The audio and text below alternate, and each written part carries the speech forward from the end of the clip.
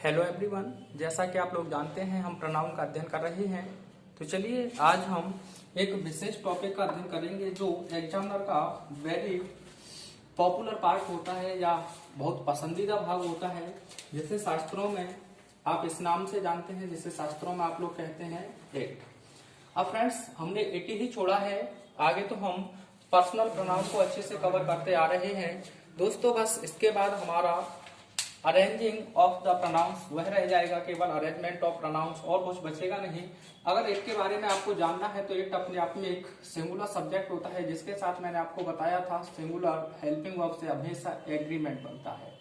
अब इसमें जो अलग अलग कॉन्सेप्ट होते हैं, सबसे पहले हम छोटे से कॉन्सेप्ट से लेकर चलते हैं।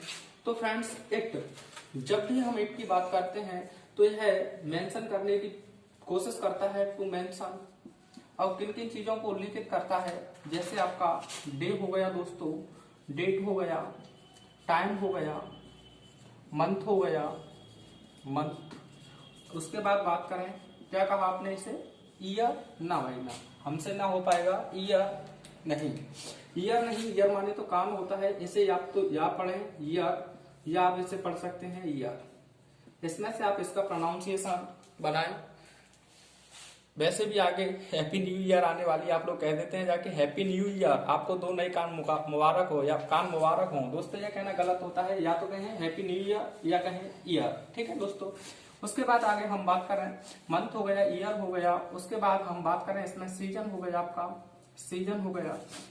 उसके बाद हम बात करें अनकाउंटेबल नाउन। अगर इन्हें जब यह मेंशन करता है तो आपका सब्जेक्टिव केस एट होता है, या फिर पॉजिटिव एडजेक्टिव की बात करें तो इसका एट्स होता है, ऑब्जेक्टिव केस की बात करें तो एट होता है। किस किस के लिए, डे के लिए, डेट के लिए, टाइम के लिए, मंथ के लिए, ईयर के लिए, या सीजन के लिए, या अनकाउंटेबल नाउन के लिए। तो एक एक एग्जांपल मैं छोटा सा यहाँ समझा देता हूँ। जैसे डे को लेकर चलते हैं, मैंने कहा इट इज फ्राइडे टुडे, यानी कि आज शुक्रवार है। तो यहाँ देखें किसे किसे किसका मेंशन कर रहा है, डे का। डे के लिए आपने लिखा एट। अगला एक और एग्जांपल लेते हैं, मैंने एक और एग्जांपल लिखा, डेट के लिए ले सकते हैं, टाइम के लिए मैंने कहा इट इज 7:30 PM नाउ। अगर इसमें भी दोस्तों आप देखें तो किसकी बात कर रहा है, ये टाइम की बात कर रहा है। किसकी बात कर रहा है, टाइम की। तो इसमें भी आपने किसे मेंशन किया, एट। तो आपने देखा कि इट का आप ऐसे ही यूज कर सकते हैं। तो इस पे ज्यादा क्वेश्चन बनते नहीं है, तो थोड़ा सा आगे लेके चलेंगे, जिससे यहाँ क्वेश्चन आपसे पूछे जाते हैं।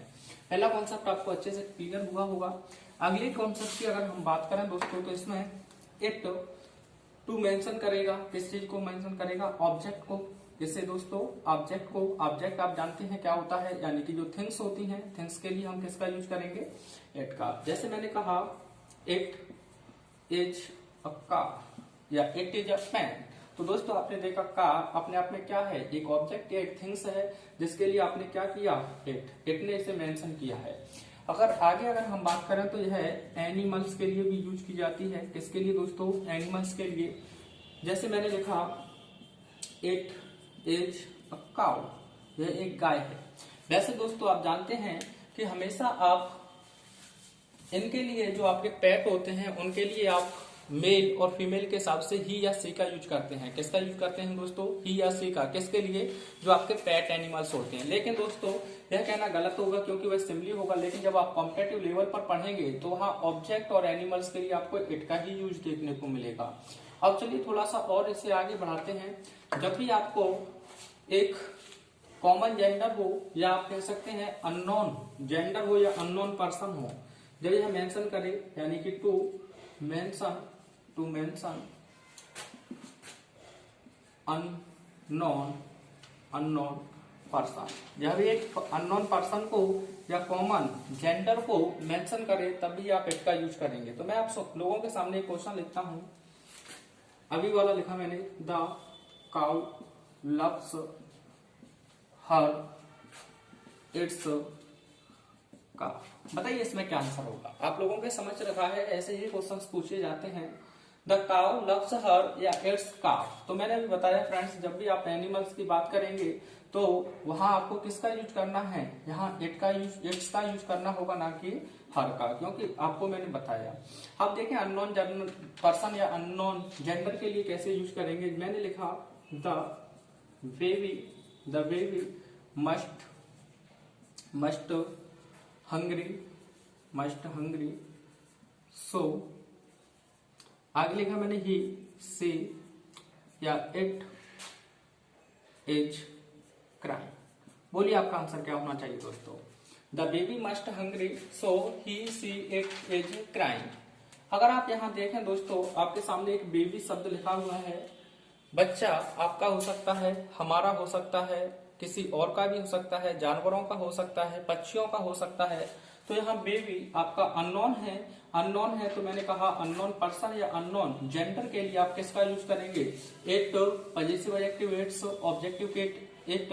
तो आपने देखा यहाँ बेबी, यहाँ जेंडर क्या है हमें पता ही नहीं क्या जेंडर है, तो आपको यहाँ ना तो ही लिखना है ना सी लिखना है, तो करेक्ट ऑप्शन आपका होगा इट इज क्राइम। इसलिए जैसे चाइल्ड हो गया, आपका चाइल्ड हो गया, जब तक इनके बारे में पहले इंफॉर्मेशन ना दी जाए कि यह बॉय है या गर्ल है, तब तक हम इनके लिए ना तो ही का यूज करते हैं ना हम सी का यूज करते हैं। तो इनके लिए अननोन जेंडर या अननोन पर्सन होने के रूप में हम इनके साथ हमेशा यूज करते हैं इट का। चलिए अब जो बेहतरीन कॉन्सेप्ट आपके बनते हैं उनसे मैं आपको मिलाता हूँ। तो मैं आपके सामने पहले कुछ क्वेश्चंस लिखूंगा जिसके माध्यम से आप उनका आंसर प्रोवाइड करेंगे। मैंने क्वेश्चन लिखा दोस्तों आपके सामने कि it were them who helped you. बताइए इसमें आपका क्या आंसर होगा दोस्तों। It were them who helped you, बनाइए अपना आंसर। तो आपने दोस्तों देखा it were them who helped you. आपने देखा, मैंने अभी आपसे कहा इट अपने आप में एक क्या होता है दोस्तों, सिंगुलर सब्जेक्ट होता है, तो इसका एग्रीमेंट हमेशा सिंगुलर हेल्पिंग वर्ब के साथ बनता है। अब कॉन्सेप्ट क्या है कि क्या इसमें सही करें क्या गलत करें, ये तो समझ में ही नहीं आ रहा है। एक और लिखा मैंने आपके सामने, it is me who is your friend. देखिए इसमें क्या गलती है। अगर दोनों सेंटेंसेज को आप अच्छे से देखें तो आपको यहाँ पता चलेगा, क्या पता चलेगा दोस्तों, कि जो इट होता है अपने आप में, क्या होता है इट, वह अपने आप में क्या होता है दोस्तों, अपने आप में मम्मी सब्जेक्ट नहीं दोस्तों, क्या होता है ये डमी सब्जेक्ट। क्या होता है, डमी सब्जेक्ट होता है। जब यह अपने आप में एक डमी सब्जेक्ट होता है तो ये आपका इंट्रोड्यूस करता है, इंट्रोड्यूस अ रियल सब्जेक्ट। कैसे करता है दोस्तों, एक रियल सब्जेक्ट को इंट्रोड्यूस करता है। अब इंट्रोड्यूस कैसे करेगा दोस्तों, जैसे कि आपने कभी भी मॉल फॉल में गए होंगे तो आपने जो वहाँ डमी जो खड़े हुए देखते हैं आप, मेल या फीमेल जो खड़ी रहती हैं मूर्तियों की तरह, तो उनमें अगर आपको देखने को मिलेगा, अगर मेल वहां है तो आप देखेंगे वहां मेल के ही कोई सामग्री होगी, फीमेल की तरह है तो वो फीमेल देखने को मिलेगी। तो यह डमी सब्जेक्ट होता है, इसीलिए ये इंट्रोड्यूस करता है वास्तव में एक रियल सब्जेक्ट को। वास्तव में यह अपने आप में यहाँ एक रियल सब्जेक्ट नहीं है, यह तो इंडिकेट कर रहा है कैसे एक डमी सब्जेक्ट है तो एक रियल सब्जेक्ट को कर रहा है।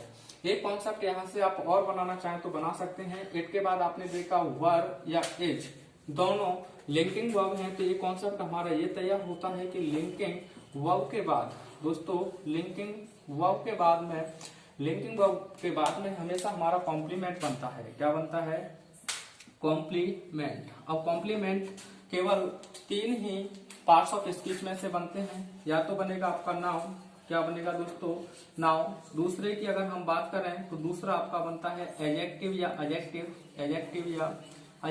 तीसरे की अगर मैं दोस्तों बात करूं यहाँ तो है होता है अपने आप में प्रोनाउन। क्या होता है दोस्तों, प्रोनाउन। अगर प्रोनाउन अपने आप में एक कॉम्प्लीमेंट बनता है तो दोस्तों वो हमेशा सब्जेक्टिव केस में बनता है। दोनों कॉन्सेप्ट्स को आपको गहराई से समझना होगा दोस्तों। मैंने कहा इट अपने आप में क्या होता है, मम्मी सब्जेक्ट नहीं, क्या डमी सब्जेक्ट। तो आपने यहाँ देखा कि एक तो अपने आप में डमी सब्जेक्ट होता है जो इंट्रोड्यूस करता है वास्तव में रियल सब्जेक्ट को। तो कहने का मतलब है कि वास्तव में एक रियल सब्जेक्ट लिखा जाएगा क्योंकि इट अपने आप में एक डमी सब्जेक्ट है। अगर दोस्तों अगले की मैं बात करूं, एक कॉन्सेप्ट और बनता है कि लिंकिंग वर्ब के बाद हमेशा हमारा कॉम्प्लीमेंट आता है। क्या आता है दोस्तों? कॉम्प्लीमेंट। और कॉम्प्लीमेंट या तो नाउन बनेगा या फिर बनेगा एडजेक्टिव। अगर एडजेक्टिव बनेगा, एक और बनता है आपका प्रोनाउन। अगर प्रोनाउन बनेगा तो वो हमेशा सब्जेक्टिव केस में बनेगा दोस्तों। किस में बनेगा? सब्जेक्टिव केस में। तो आपको यहाँ इन चीजों से जोड़ना होगा। तो आप देखें, इट वर देम, ये वे ही तो थे। तो बात किसकी की गई है? इनकी बात की गई है। तो रियल सब्जेक्ट इसमें वास्तव में देखें तो कौन है? दे, देम है।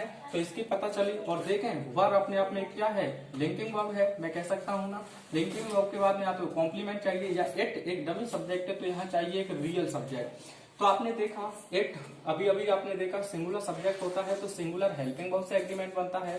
तो दोस्तों आपने यहाँ वर्ब को हटाया, क्या कहा? वर्ब को हटाइए और किसे? वधु को बुलाइए। तो आपने यहाँ पहले तो लिखा वॉच, एक करेक्शन ये हुआ। अब अपने आपने देखे एक लिंकिंग वर्ब है तो आप यहाँ देम नहीं लिखेंगे, आपको लिखना होगा यहाँ देम के स्थान पर दे। दोस्तों क्या लिखना होगा? दे। यह हु का एंटीसीडेंट है। क्या है दोस्तों? एंटीसीडेंट। तो आगे की जो हेल्पिंग वर्ब होगी वह है इस हु से, और इट से कोई रिलेशन नहीं है, बल्कि इससे रिलेशन आगे एग्रीमेंट बनाना होगा हु के बगल में आए हुए एंटीसीडेंट से। तो हमारे यहाँ कॉन्सेप्ट बनता है कि लिंकिंग वर्ब या डमी सब्जेक्ट जो दिया है उसके बाद में जो कॉम्प्लीमेंट या रियल सब्जेक्ट है, कॉम्प्लीमेंट या दोस्तों रियल सब्जेक्ट है, उसके बाद हु या दैट से सेंटेंस जुड़ा हुआ है, हमें कोई भी मतलब नहीं है।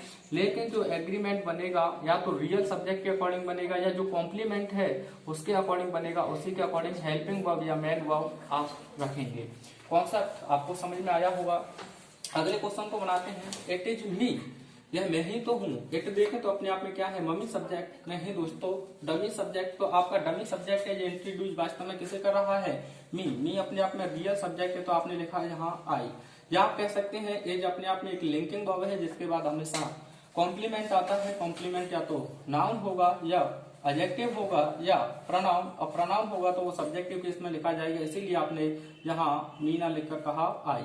अब मैंने कहा हु अपने आप में एक रिलेटिव क्लॉज बना रहा है तो रिलेटिव प्रोनाउन है। तो दोस्तों इट को यहाँ आने वाली हेल्पिंग वर्ब से कोई भी लेना देना नहीं है। तो हमारा जो एंटीसीडेंट इस हु का कौन है? आई। तो आई के अकॉर्डिंग ही आपको हेल्पिंग वर्ब या मेन वर्ब से एग्रीमेंट बनाना होगा। तो आई के साथ आप क्या लगाते हैं भैया? एम। तो आपका यह कॉन्सेप्ट यहाँ तक बहुत अच्छे से क्लियर हुआ है। आप चाहें तो इसे एक स्क्रीनशॉट लेकर अपने नोटबुक में नोट कर सकते हैं। उसके बाद थोड़े से एग्जांपल्स और मैं आपको यही दूंगा, फिर उसके बाद मैं थोड़ा सा आगे लेके चलूंगा इट से। इट का यूज दोस्तों हम कलेक्टिव नाउन के लिए भी करते हैं। किसके लिए करते हैं दोस्तों? कलेक्टिव नाउन के लिए। अब आप जानते हैं कलेक्टिव नाउन्स जो आपके होते हैं, जैसे गवर्नमेंट हो गया, कमेटी हो गई, ऑडियंस हो गया, पार्लियामेंट हो गया, इनके लिए भी हम इट का यूज करते हैं। तब आप यह सिंगुलर की तरह होगा, यानी कि जो कलेक्टिव नाउन सिंगुलर की तरह होंगे तो उनके लिए आप इट सब्जेक्टिव केस में रखेंगे दोस्तों, इट्स पजेसिव एडजेक्टिव में रखेंगे, इट ऑब्जेक्टिव केस में लिखेंगे।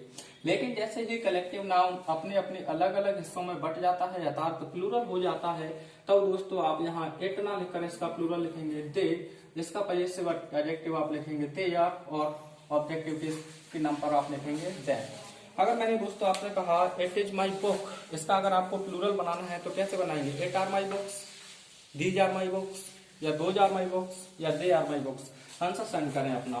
तो देखिए जब मैंने कहा कि जब इट कलेक्टिव नाउन के लिए होगा तो सब्जेक्टिव केस में आप इट रखेंगे, पजेसिव एडजेक्टिव केस में इट्स रखेंगे, ऑब्जेक्टिव केस में इट। लेकिन जैसे ही कलेक्टिव नाउन डिवाइड हो जाता है तो आप प्लूरल के रूप में दे लिखेंगे, पजेसिव एडजेक्टिव देयर लिखेंगे और ऑब्जेक्टिव केस देम लिखेंगे। तो मैंने लिखा है क्वेश्चन आप लोगों के सामने, गवर्नमेंट इज डूइंग, मैंने यहाँ लिखा आपके सामने हिज या it's work.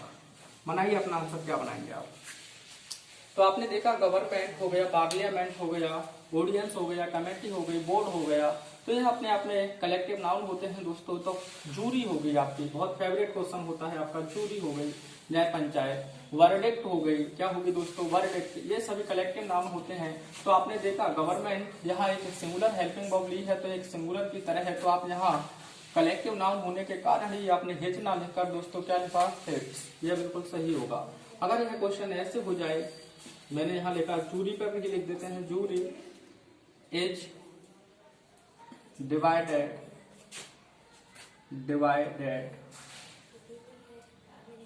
It's oblique there